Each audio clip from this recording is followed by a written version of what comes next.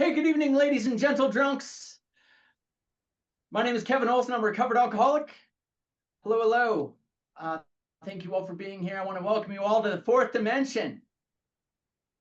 Big book study, that is. I'm glad you guys are all here. Thanks for joining. I know I'm very glad you're here. I know I'm glad I'm here.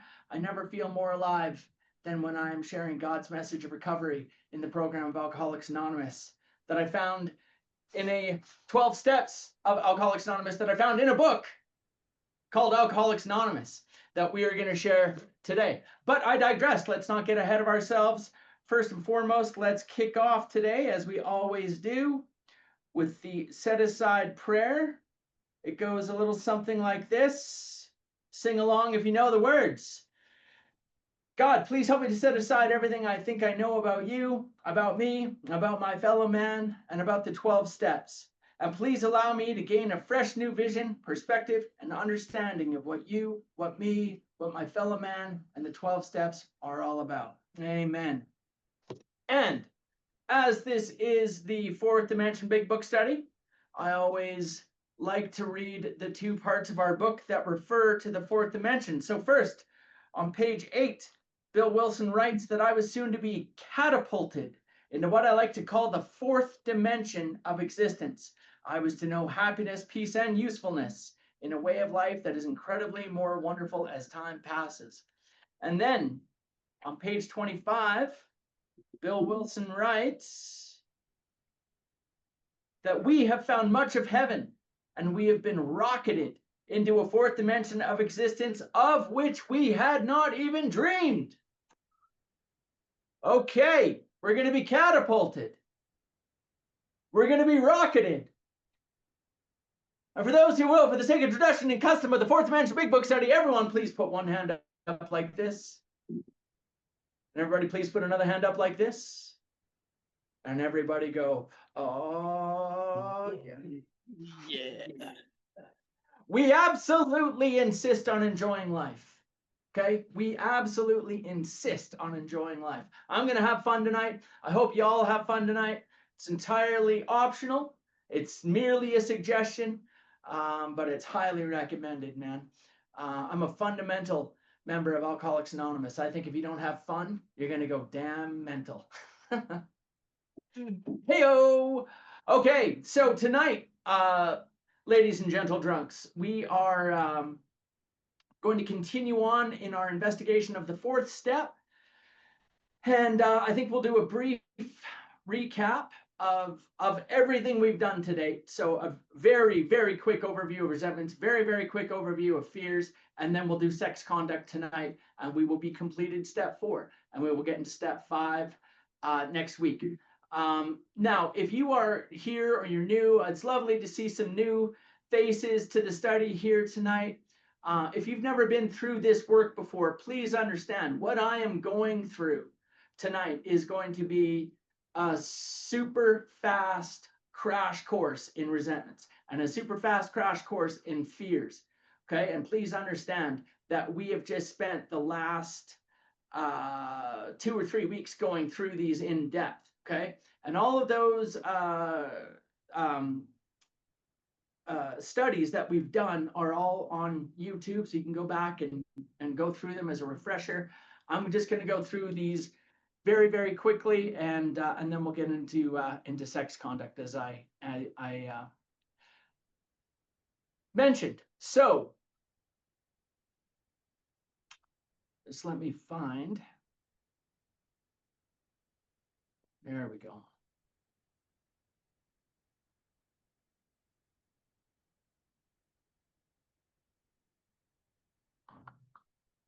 I'm just trying to pull this open. Okay, first of all,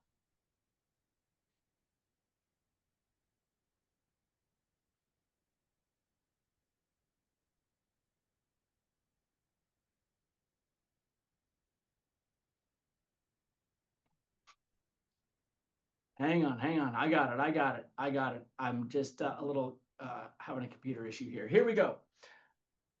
Okay. So first of all, guys, we're going to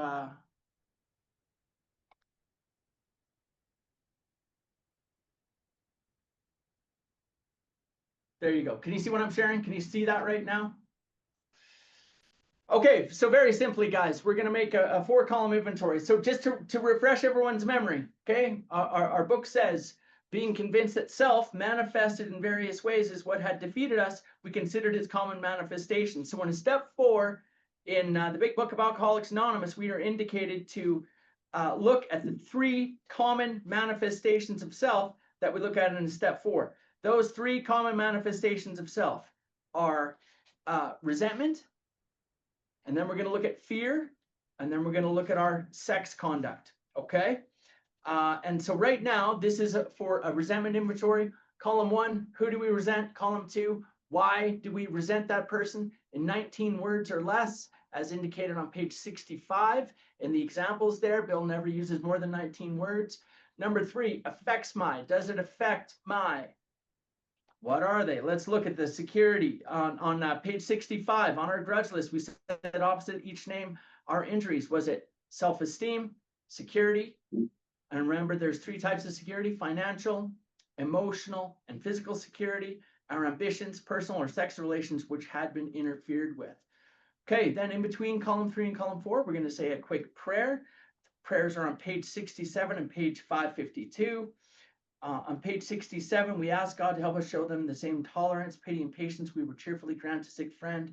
When a person offended, we said to ourselves, this is a sick man. How can I be helpful to him? God save me from being angry. Thy will be done. That's the prayer on page 67. And an important reminder, brothers and sisters, the short form of the step 4 anger prayer. I don't know about you guys, but I had major anger issues when I came to Alcoholics Anonymous. Major anger issues. Okay. I had strangers at Alcoholics Anonymous. This is a true story. I had a stranger, someone I didn't even know, come up to me in Alcoholics Anonymous. Someone who would see me around the rooms a lot. He came up to me with this little book on anger management. And it's all these like little elves, these happy little elves learning how to manage their anger. And, and I told him where he could put that book. Okay, because I did suffer from terrible, terrible, deep-rooted anger. And I want you guys to know the short form of the step 4 anger prayer: God save me from being angry.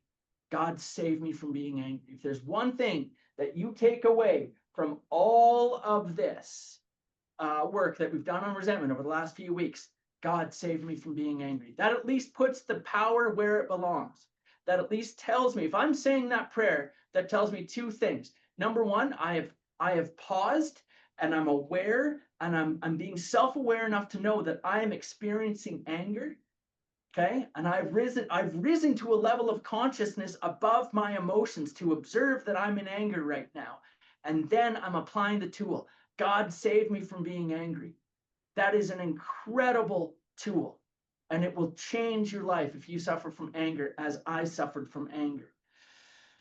Okay, and then on page 552, in addition to that, the story in the back, woman, and Brad, our man Brad S is here, our reader for tonight. Brad, I don't mean to be doing all the reading tonight, man. I don't want to steal your fire. Would you like to do some reading for us, Brad? Just read for us quickly on page 552. Let's read the whole thing. If you have a resentment you want to be free of, okay? This is one of the keys in recovery, brothers and sisters. This is it, okay? We learn to pray for the people that we resent, okay? And it's an incredibly powerful tool. Okay, and we're going to reaffirm what we just read. God save me from being angry. But now page 552, Brad. Hey everybody, Brad Soloto, recovered alcoholic. Page 552 he said, in effect, if you have a resentment you want to be free of, if you will pray for the person or the thing that you resent, you will be free. If you will ask in prayer for everything you want for yourself to be given to them, you will be free. Ask for their health, their prosperity, their happiness, and you will be free. Even when you don't really want it for them and your prayers are only words and you don't mean it, go ahead and do it anyway. Do it every day for 2 weeks and you will find you have come to mean it and to want it for them. And you will realize that where you used to feel bitterness and resentment and hatred, you now feel compassionate, understanding, and love. Okay, beautiful. So that's what we're going to do. We're going to, the real takeaway here, guys, in the spirit of just doing this quickly, we're going to pray for the people that we resent. God save me from being angry, okay? And we look at them as sick or suffering people. And when I look at the people that I resent, and when I see that they are suffering, I begin to develop compassion for them. I no longer feel anger. I see them as suffering people and understanding that their suffering is spilling out of them and causing me to suffer, and that I am not even the first victim of their suffering. They are the first victim of their own suffering. Okay. And then we start to develop compassion for the people that we hated the very most. Okay, lastly, column 4, where am I to blame? 3 places that I look. Number 1, in the past. Okay, where am I to blame in the past for these people that I resent? Okay, now again, I don't want to confuse anyone. We spent probably a good hour a week ago going through this, but the ethic is on page 62. Okay, in what ways did I step on the toes of my fellows and they retaliated? In what ways did I make decisions based on self that placed me in this position to be hurt? Okay. What I'm not doing in column 4 is saying, well, this person did this thing and I reacted this way. No, what we're looking at is, what did I do to set the ball in motion? What decision based on self did I make that put me in this position to be hurt? Okay. And if you want to learn more about that, I'll suggest you go back and look at the, listen to the previous study. Also, and this is a pretty easy one to understand. The next one is mirror. Where am I to blame when I look in the mirror? Which is to say, the very thing that I'm judging this person for. Am I guilty, or could I even potentially be guilty of the same thing? Okay. So if I'm angry at someone for being late at work, have I ever been late to work? If I'm angry at someone for being unreliable, have I ever been unreliable? If I'm angry at someone for being dishonest, have I ever been dishonest? Okay. And what we begin to develop there is compassion. When I feel compassion, I'm no longer feeling angry. Okay. Lastly, I look at, where am I to blame in this resentment today, which is to say, in what way am I using this resentment as an excuse, as a justification, as a rationalization for my ongoing drinking and drug abuse and just my terrible behavior? Okay. In what ways am I living in self-pity? In what ways am I living in and fueling this resentment, pouring lighter fluid on the resentment? Okay. In order to justify my continued bad behavior. You know, if I was abused when I was young, that's one thing. Okay. But 20 years later, if I'm still using that as an excuse, I am the abuser now. I'm abusing myself. And I truly believe, guys, that I did far more damage to myself behind the narrative of what happened, you know, whether it was abuse or trauma or whatever. I did way more damage to myself than the actual trauma actually ever did. Okay. Now, I'm not here to say that trauma isn't real and authentic and genuine and needs to be affirmed, and that your feelings don't matter. They do. And I understand that. Okay. I also understand that until I could get sober, there was never a chance of me doing actual therapy to actually overcome that trauma. And the good news, brothers and sisters, that I want to share with you is that when I was 4 years sober, finally, with a solid foundation in Alcoholics Anonymous and a solid sponsor and a solid set of steps underneath me, and I was sponsoring new guys, and I had a solid relationship with a good sponsor, on that foundation, then for the first time ever, I was actually able to go through a deep and difficult and painful, frankly, therapy process. Because otherwise I was going to do what I always did. I go to therapy, visit number 1, number 2, show up, they want to start talking about my mom, and I suggest we start talking about their mother, and then I get drunk again. Okay. And that's what would happen over and over. Okay. So in what ways, guys, am I blaming the trauma or abuse or whatever it is in what ways am I using it today as a justification for my ongoing behavior? Now, I was talking to a friend about this. I've been doing this big book study for like 15 years. And let's say we do this, let's say we rotate through this every 4 times a year. So that means I've gone through this 60 times. Okay. And every time I do this, and I talk about in what ways am I using it today as a justification for my behavior, I always worry particularly in this, political climate that we're in, that someone is going to react poorly on the call and say, how dare you like minimize my trauma that I went through and so on. How dare you say that I use it, I'm the victim here and so on. And I want to tell you, not one time, not once has that happened, because something about it rings true for every alcoholic, because we know that we do it, especially when it's not comfortable. It's a bitter pill, I understand. But when someone finally shines a light on it, it's like, yeah, I do that. I blame these things. I blame other people for I'm a victim, and the problem about becoming a victim is that it's impossible for me to be a victim without also developing self-pity and resentment. And self-pity and resentment are absolute lethal killers for alcoholics. Okay, so that's you know what? Here's one thing. While I'm thinking of it, before I forget, I think this is really important. And I'm going to stop sharing this for a minute. A lot of people who come to Alcoholics Anonymous have some level of sexual abuse in their past as children, or some level of sexual assault later in life, so on and so forth. Okay. And I want to be very clear about something. We deal with that stuff in the resentment inventory, as I just indicated. Okay. Those things do not go in the sex inventory. Okay. The sex inventory are for things that I have done in my life, in my sex conduct. Okay.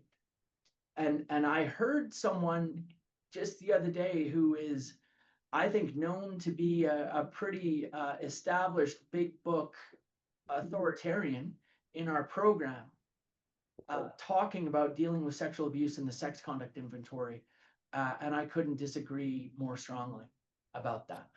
And I have gone through this detailed work. Believe me, I am a person who used to wear my own sexual abuse like a t-shirt around AA, and was really, and I don't talk about this from the podium when I speak at conferences. I just speak about it here at this study because I think it could be helpful for someone. I want you to understand, I dealt with that exactly as I just indicated. Column 1, who? The person that sexually abused me. Column 2, why? Well, we know why. Okay. Column 3, how'd that affect me? That affect my self-esteem, you guys? Yeah. Okay. That affect my emotional security? Yeah. That affect my physical security? Yeah. Financial security? Yeah, sure. If I was getting drunk behind it for 20 years, yeah. Did it affect my ambition? You bet. Personal sex relations? Yeah, all of it. Okay. And then I had to pray for them. And that was not easy to do. And that was not easy to do. But there was freedom in that. And then I had to get honest about the fact that I was using it. I was using it to justify, and I weaponized it. I think I talked about this last week or a couple of weeks ago. I weaponized it against my family and so on. To you guys, you know what happened, and that's why I drink. It's your fault. Why weren't you there to protect me? And like, oh, I was just brutal. I just held people hostage with my nonsense, and that's what we do, and that's how we use it. And I had to get honest with myself that I was doing that. Okay, and then I had to get real about the fact that I was responsible for my own. My disease is not my fault, but my recovery is my responsibility. Okay, 100%. You guys with me on that? Okay, so I see lots of nodding heads. I like that one. Like that one. Yeah. Okay. So now I'm going to open, we're going to go into the next common manifestation of self that we look at in a 4-step inventory is, sorry, I have, this is like a new computer and I'm still a little confused on where some of this stuff is. Here we go. All right. Open with photos. All right. This is the good stuff. This is the good stuff. Oh, I love it. Love it. Okay.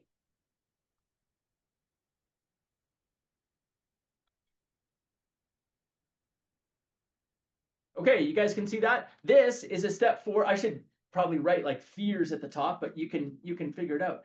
This is step 4, fear inventory. Okay, column 1, what am I afraid of? Okay, now I didn't think I was afraid of anything until I heard the word self-centered fear. Self-centered fear about me and my life and what's going to happen to me and what's going to be taken away from me and what am I going to lose and how am I going to get sick and how am I going to get paid? And what about when I lose my job? Okay, I'm never scared when you're going to lose your job. You tell me you're going to lose your job, I barely care. Okay, and I sit around just obsessing about losing my own job. Okay, I'll be honest. I'm like, oh yeah, that's yeah, but you'll be fine. Why is it I know? You tell me you're going to lose your job. I know you're going to be fine. I know you're going to be fine. Oh, you'll be fine. Everything's going to work out. You're going to be fine. When I think I'm losing my job, I'm doomed. That's it. It's over. I'm going to be in the mustard seed bread line by the end of the week. I know it. Okay. I don't know why that is.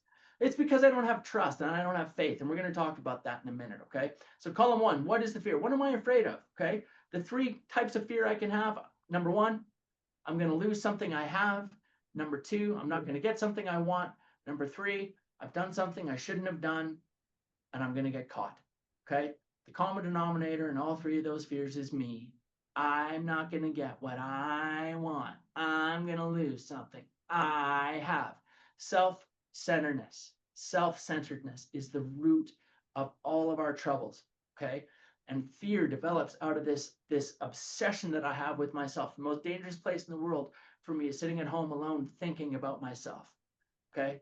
And that, you know, that's where drinking begins. Okay. For me. Why? Because the unmanageability of alcoholism, I just want to highlight again, is not the stolen cars and the broken windows and the lost jobs. That's just podium talk. That's just war stories. The unmanageability of alcoholism is the way that I think and the way that I feel. That's the unmanageability of alcoholism. The way that I think and the way that I feel. And that's when I'm sober. The way that I feel and the way that it warps the way that I think takes me back to drinking. Okay. Because I got to have relief because I can't stand the unmanageability. Okay. And so a big part of that is fear. I didn't know that. I didn't know. It's like the 2 little fish swimming around in water. And one of the fish says, "Isn't this water beautiful?" The other fish says, "What's water?" Okay. In which they moved and lived and had their being in this water, surrounded in an ocean of water and didn't know it. That was me with fear. Driven by 1,000 forms of fear is what our book says. This evil and corroding thread, like a garment that we're wearing, we're not even aware of anymore. We just wear it around all the time. This evil and corroding thread, the fabric of our lives was shot through with it. We didn't even know why. Okay. And so I had to start looking at these fears, like fear of rejection, fear of abandonment, fear I'm going to be alone forever, fear I'm not attractive, fear I'm not going to be successful in life, fear of financial insecurity, okay, fear of my parents dying. Why? Because I'm afraid of what it will be like for them?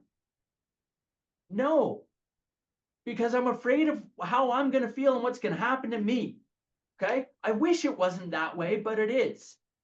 Okay. That's where the fear comes from. It is self-centered. Okay.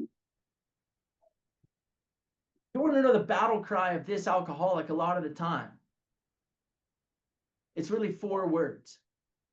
But what about me? But what about me? But what about me? Okay. That is like the refrain in Kevin's mind most of the time. Okay. Talking to other people. Thank God for Alcoholics Anonymous.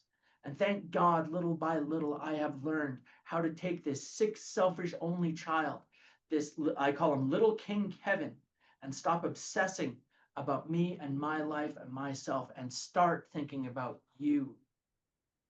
And start thinking about how I can help you and be useful to you and be of service to you. Thank God for Alcoholics Anonymous for teaching me that.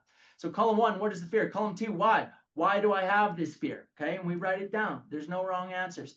We talk about how has self-reliance failed me. When we look at self-reliance, okay, what I'm looking at is the most drunken, drug-addicted, selfish, self-centered, sick, fearful version of myself there could possibly be. And I ask myself, how is that person related to the fear? So for example, and I'm going to go through this super quick. Okay. If I was, had a fear of financial insecurity, is it safe to say if I'm drunk and on drugs and stealing and being selfish and lying and deceitful, that I'm probably going to lose my job and end up being financially insecure? Yeah. Okay. If I'm afraid of abandonment, is it safe to say, man, that if I'm drinking and using drugs, people aren't abandoning me. They're escaping is what they're doing for self-preservation. Okay. So I'm not taking more hostages. They just had to get away. Okay. It's not abandonment, but that's what's going to happen if I live that way. Okay. And so our book says, page 68, we say a prayer: God, please remove my fear of this situation and direct my attention towards what you would have me be. Okay. Page 68. And so what would God have us be? God would have us be, I believe, of love and service. Okay. And we all know what love is, and we all know what service is. And service is really the magic key in the near term to overcoming fear. It's like a short escape valve out of self. And if I know that self-centered fear and fear rooted in self is the crux of my problem, if I'm thinking about you, I'm not thinking about myself. Okay. And suddenly the fears go away. Okay. And I do become concerned with you. I do become concerned with my brother alcoholic. And when my brother alcoholic or sister alcoholic tells me that they're losing their job, I do care, and I am able to focus, and I am able to see what can I do to be of service to them. And it changes our character. We become a different person when God is able to come into our lives and remove these things that are blocking us. And it has changed my persona, my personality, my character. I am not the man that I once was. I promise you that. But I can become him again if I allow myself to start little by little, resting on my laurels. Okay. So I'm so grateful for AA. So that's page 68. God, please remove my fear of this situation and direct my attention towards what you would have me be. What would God have us be? Love and service. So now column 4, how would trusting God and doing his will remove the fear? And there's a surface level here, guys, and there's a deeper level. The surface level, if I'm doing God's will. So let's say financial security. Okay, I'm afraid of financial insecurity. Is it safe to say at a surface level, doing God's will, I'm sober, I'm not drinking, I'm not doing drugs, I am sober, and I'm a good member of AA, and I'm doing God's will, and I'm trying to be honest, and I'm trying to see how I can be of service, show up on time and have integrity and live in dignity and so on and so forth? Is it safe to say that someone living that type of a life might have more financial success than the other guy in column 3? Yeah, I think that's fair to say. But the deeper promise is that in trusting God, fully relying on God, that even if, and I always start these with the words, even if I experience financial insecurity, I can still live a life of meaning and purpose and usefulness, happiness, joy, and peace. I can still live. The rent is really cheap in the fourth dimension, man. It doesn't matter how much money I have. What matters is the work that I put in Alcoholics Anonymous towards knowing God. Okay, Johnny Harris, the great AA speaker, used to say, nothing I can hold in the palm of my hand has any real value in God's world. I got the real storehouse in my Father's treasure chest, the things of the Spirit that cannot be bought and sold. And I think about that when I think about something like financial insecurity. Let's say fear of abandonment. Okay, if on the surface level, doing God's will, how does doing God's will remove the fear? Well, I'm not who I used to be, man. People don't need to abandon me anymore, or leave, or reject, or escape from me, because I'm not taking hostages anymore. I am trying to see how I can be of love and service to other people. I'm sober. I don't drink. I don't do drugs. I don't steal from people. I don't lie to people. I'm not unreliable anymore.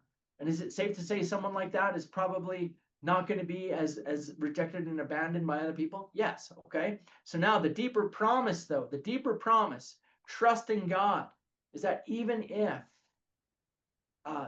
someone decides that they don't want to be in my life anymore, my well-being, my okayness is no longer tied to the opinions and whims of fallible human beings. My well-being is rooted in something much stronger, and that is my true, genuine relationship with God. And I will say, guys, on those days that I don't have maybe as good a strong a connection with God as I would like, I think that's where the importance of a home group comes in. Okay? Because I might not be able to sometimes feel connected to God, man, but I know that my group is going to be there on Wednesday. Okay? And I know that I can go and sit down in my AA home group and feel safe and well and loved, and maybe get my fire restoked there. Okay? And go and then go home and get back into step 11, get back into some more step work and get connected again. Okay? And we all go through periods of loss and grief with people, and it can be very painful to go through those things, to go through that type of loss. But let me share something with you about grief, and then we'll get into sex conduct. And I don't know why, this is just in my heart, it just came to mind, and I'll share it. But someone asked the great Buddhist teacher Thich Nhat Hanh, who Thich Nhat Hanh taught me how to breathe. I thought I knew how to breathe when I got to AA. I didn't know how to breathe. I didn't know I was breathing when I got to AA, frankly. And what Thich Nhat Hanh talks about, somebody asked him one time, you know, how do we meditate and stay in the present moment when the pain that we're in from grief is unbearable? How do we do that? And what he said was, the problem with grief a lot of the time is that even if we're going through grief, okay, and that's how this is tying in here, even if we're going through a period of grief, a lot of the pain of grief comes from regret in the past about my relationship with that person that I might have lost. And I get obsessed about the past and what I should have said and what I didn't say and so on. Or fear of the future about I'm going to be in this pain forever. This is never going to get better. And I'm going to hurt like this forever. And neither one of those is true. But if I stay in the present moment with the grief and with the pain, God can transform the pain into something, into compassion. And the purpose of suffering, Thich Nhat Hanh says, the purpose of suffering is to grow compassion in the heart of the sufferer. And anyway, how's that for an upbeat big book study on a Tuesday night? There you go. All right. But maybe, maybe there's someone on here who's going through something. And I hope, you found that helpful. And I understand grief. I've been through a lot of it myself in my own life. Many of us have. I mean, I'm not, I'm certainly not captain of the grief team. Okay. And I know that people in Alcoholics Anonymous are able to get through extraordinarily difficult periods of suffering, indescribable amounts of suffering and loss and pain, and go through it with grace and fortitude and poise as strong members of Alcoholics Anonymous. Anyway, I love that. And thanks for letting me share some of that. So anyway, guys, let's get now into sex conduct. So Brad, if you would be kind enough, on page 68, and I just want to clarify one thing as well. Once again, the headline here is, whatever your sponsor has told you is correct. Okay? This is just what one guy does with, I was taught, and what I do with my sponsees on the Tuesday night Fourth Dimension Big Book Study. If your sponsor tells you something different, your sponsor is right. But a lot of people, for whatever reason,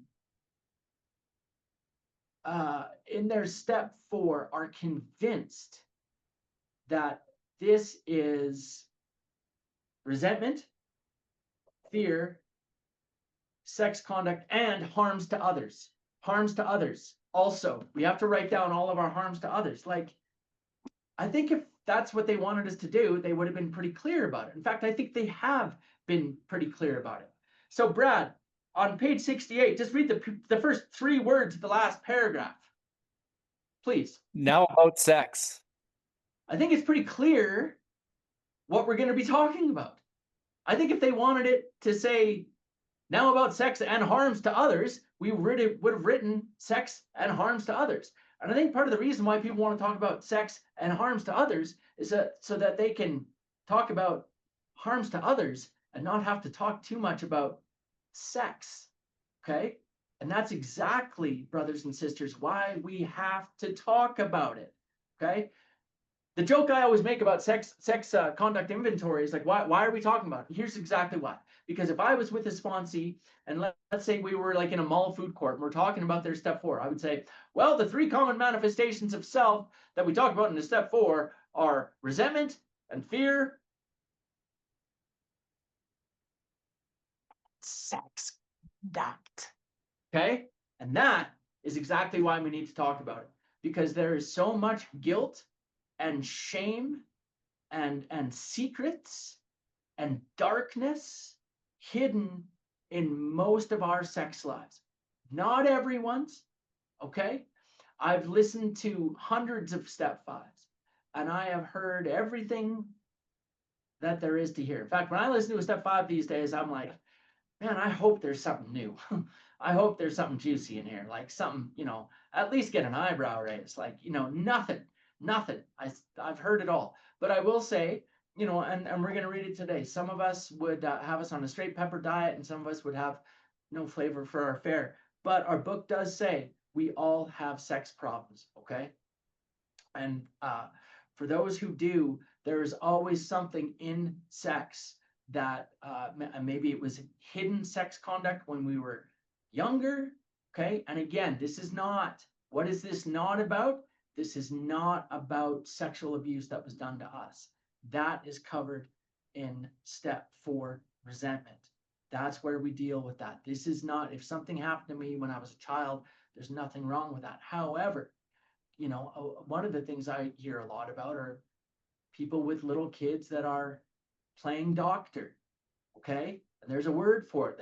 We caught the kids playing doctor. So 7-year-old and a 7-year-old just experimenting.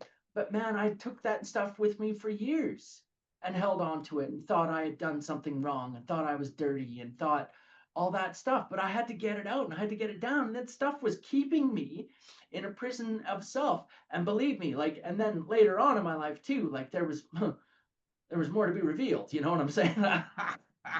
Okay. And there was. That's a terrible joke, Maggie. I don't say it. See, you're shaking her head. Okay.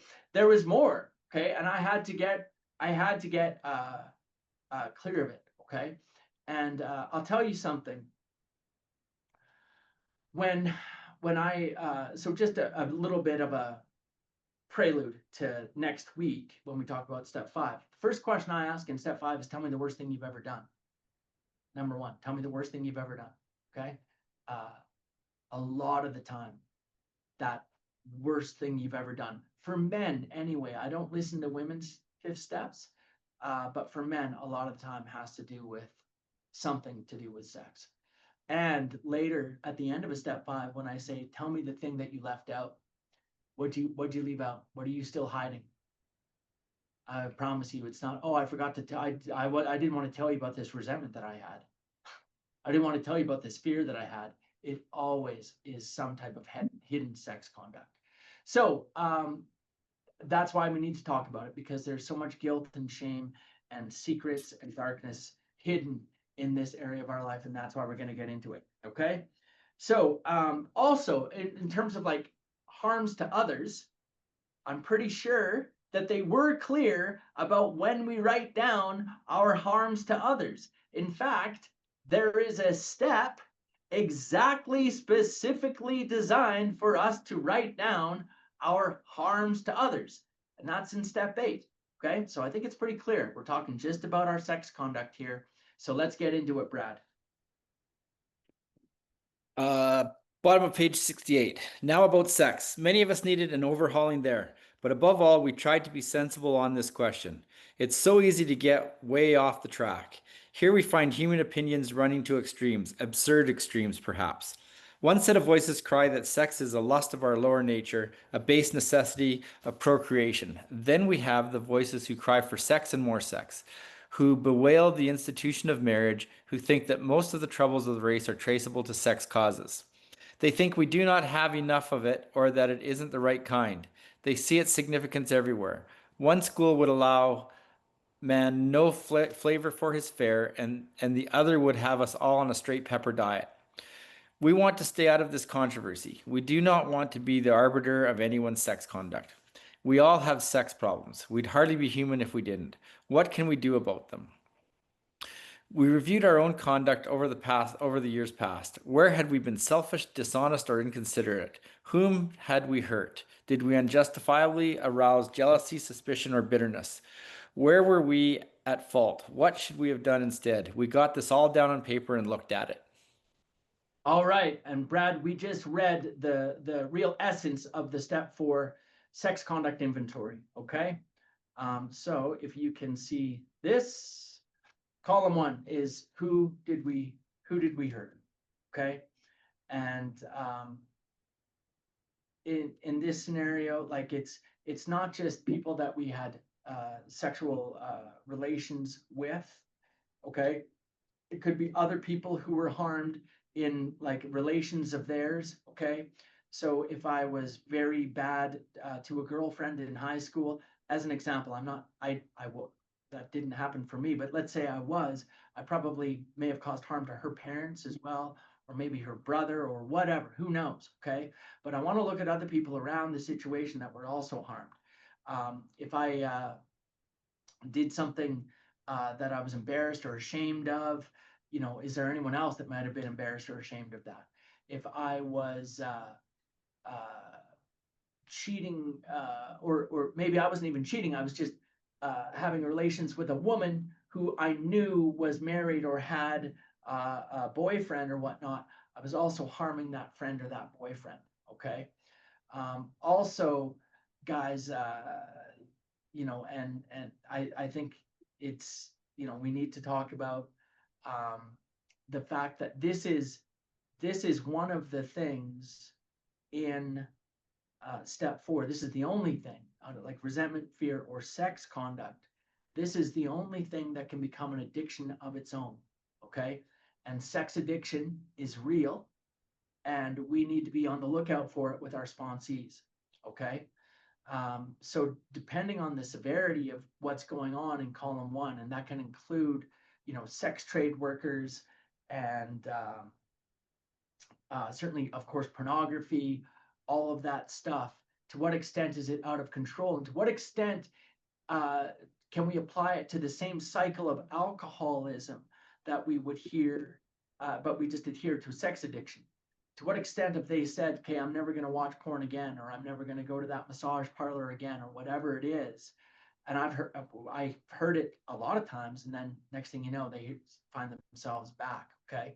So we need to be on the lookout for this, because sex and people that have significant sex problems, and there are people that have significant sex problems in AA. In fact, a lot of men, and I'm speaking just to the men right now, and I know this is a ladies and gentlemen's big book study. Maybe it's the same for women as well. But a lot of men, a lot of people in AA, I'll say, put down the drink and put down the drugs, and they still need to get that hit. And so they're going to go find it with someone. Okay. And that happens a lot. And then we get into all sorts of warped and misshapen sex conduct. And that's natural. Okay. It's not natural. I'm sorry. It's not natural, but it happens a lot. And if it becomes compulsive and addictive, we can gently guide our sponsees towards Sex Addicts Anonymous or Sexaholics Anonymous. And I'll tell you, if you need, you know, connection to anyone in that world, I know people who are in that world, and I can make some connections for sure. If you know anyone like that. So sex conduct, we need to be aware of that this can become its own addiction. So column 1, who have we harmed? Okay. Column 2, how did we harm them? Again, keep it short and sweet. Okay. We know what we did, and we just list it out. Okay. And be as honest and real as you can be in that. Okay, so column 3, then it says, where have we been selfish, dishonest, or inconsiderate whom would we hurt? Did we unjustifiably arouse jealousy, suspicion, or bitterness? So I used to think that this meant, did I unjustifiably arouse jealousy, suspicion, or bitterness in the person in column 1? And that's not how I look at it anymore. The way that I look at it today is, did I unjustifiably arouse jealousy, suspicion, or bitterness in myself? Okay. And that was and has become a much more important thing for me to focus on, because I have been known in my life to become very, very, very insanely jealous at other points in my life, and just sick with jealousy and obsessed in my mind with jealousy and suspicion and bitterness. And I need to look at that and where is that fear coming from? And it is an evil and corroding thread. And that evil and corroding thread has destroyed relationships that I've been in the past, where this jealousy would just become all consuming and completely unreasonable and controlling, to be honest, with people, because, and it's fear. It was all fear based. Okay. Fear of abandonment and fear of rejection. They're going to leave and you're going to hurt and like all that stuff. And I'll tell you, I'm still not 100%. I can still get fearful in relationships, but it's much, much better. And I'm able to regulate a lot more. And that's thanks absolutely to Alcoholics Anonymous, to reams and reams and reams of inventory, reams and reams and reams of sponsees, and thinking of them and not obsessing about myself. And certainly prayer, and certainly in this realm, I would say most importantly, meditation has just smoothed out my rough edges and allowed me to maintain a little more emotional regularity, so I don't go to those extremes. One of my favorite lines, guys, about jealousy, Bill Wilson calls jealousy that most horrible of human emotions. And it was actually written on the side of a Lululemon bag. I'm not sure if all you folks from around the world know what Lululemon is, but it was written on the side of a Lululemon bag, and it said, "Jealousy works the opposite way you want it to." And that was pretty profound for me, actually, because what do I want? If I'm jealous, my girlfriend is, talking to someone else, and I'm jealous, what do I want? I want more of her. Like, that's what I want. I want her. But becoming jealous actually has the opposite destructive, corrosive effect on a relationship. Okay. So jealousy works the opposite way you want it to, I think is pretty excellent. Brad, back to page 69. If you could keep reading for us, and we'll read the next 2 paragraphs, please. In this way, we tried to shape a sane and sound ideal for our future sex life. We subjected each relation to this test. Was it selfish or not? We asked God to mold our ideals and to help us live up to them. We remembered always that our sex powers were God-given and therefore good, neither to be used lightly or selfishly, nor to be despised and loathed. Whatever our ideal turns out to be, we must be willing to grow toward it. We must be willing to make amends where we have done harm, provided that we do not bring about still more harm in so doing. In other words, we treat sex as we would any other problem. In meditation, we ask God what we should do about each specific matter. The right answer will come if we want it. God alone can judge our sex situation. Oh, no, sorry, Brad. Thank you. You were right to pause there. I just, I got distracted for a minute. I do want to jump in there. So, so you'll see written there, again, as always, in between column 3 and column 4, we're going to say a prayer. Okay. And that prayer is simply asking God to mold our ideals and to help us to live up to them. Okay. And I think it's important that we do shape a sane and sound ideal for our future sex life. Okay. And I need to ask myself, what is my God-given sex ideal? Okay. And when I got to AA, like I had no clue. Right. What was my God-given sex ideal? Not a clue. And it wasn't, it's not something I'd ever considered. Okay. And it wasn't until my sponsor shared with me what his was that I developed my own. And I think it's important to have my sex ideal in very succinct, like one sentence, so that there's no confusion when I am in that situation. There's no confusion about what's okay and what's not okay. Okay. And so what my sponsor said is, Kevin, my God-given sex ideal is no sex outside of a committed relationship. Okay. And I knew right then, well, yeah, that's it. I mean, that's how I've been raised my entire life, was to believe in monogamy. I know that that's my ideal. I know it. I felt it as soon as I heard it. And I know that that's my God-given sex ideal.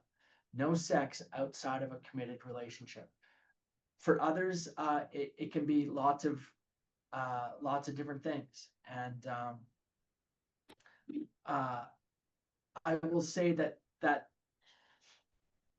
there's really, to me, there's three kinds of ideals that I need to look at, though, in step 4, in terms of what is my God-given sex ideal.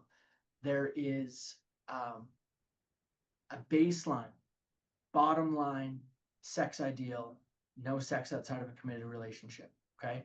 And why? Brad, if you can read the next paragraph, I want to actually read the next 2 paragraphs, right up to these are the facts that are out of our experience. God alone can judge our sex situation. Counsel with persons is often desirable, but we let God be the final judge.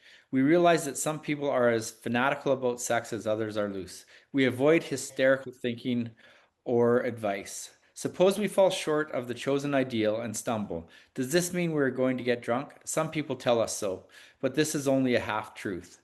It depends on us and our motives. If we are sorry for what we have done and have the honest desire to let God take us to better things, we believe we will be forgiven and will have learned our lesson. If we are not sorry and our conduct continues to harm others, we are quite sure to drink. We are not theorizing. These are the facts of our experience. To sum I up, hope that you just got a chill down your spine, because I know I do every time I read that. Okay? That's how serious this is. If you believe, as I do, that to drink is to die, or to stumble on forever into drunken alcoholic blackness and oblivion forever, and to be doomed to die an alcoholic life, then this sex conduct thing is pretty darn serious. There's 3 places in our book where it says, if we don't do this, we're going to drink. That was the first one. The second one is if we leave something out of our step 5. And the third one is if we dodge our creditors. Okay? Sex and money. That's what we get drunk about. Sex and money. Okay? We fall short on this, or so I better know what my God-given sex ideal is. Okay? And at base, that God-given sex ideal for me is no sex outside of a committed relationship. Anything above that line, and I'm okay. Anything below that line, and I am in danger of getting drunk. Okay. And I need to be aware of that. Okay. So that's the first ideal. The second ideal is what am I ideally looking for in a partner? Okay. I knew when I came to AA that there was something wrong with my picker, if you will. Okay. We don't pick well. You line 10 women up and I pick the sickest one every time. It's not like that anymore, I'm grateful to say. But I needed to really spend time in meditation and consulting with my sponsor about ideally who am I looking for in a relationship. And then finally, and I think most importantly, and thirdly, I need to ask, who do I ideally want God to bring me to be in these relationships? Who do I want to be? A man of care and love and communication and dignity and respectful and fun and joyous and so on. Who do I want to be in relationships? So it's not about what can I take from this person, what can I bring to this relationship, and what do I want to bring, and who is God going to build me up to bring into relationships. Does that make sense, you guys? Okay, so it's almost 7 o'clock, and I am keen on keeping it sharp right to 7. We'll end the study at 7 o'clock tonight on the dot, and then everyone stick around afterwards if you like, and we'll go around the room quickly and everyone introduce yourself and where you're from.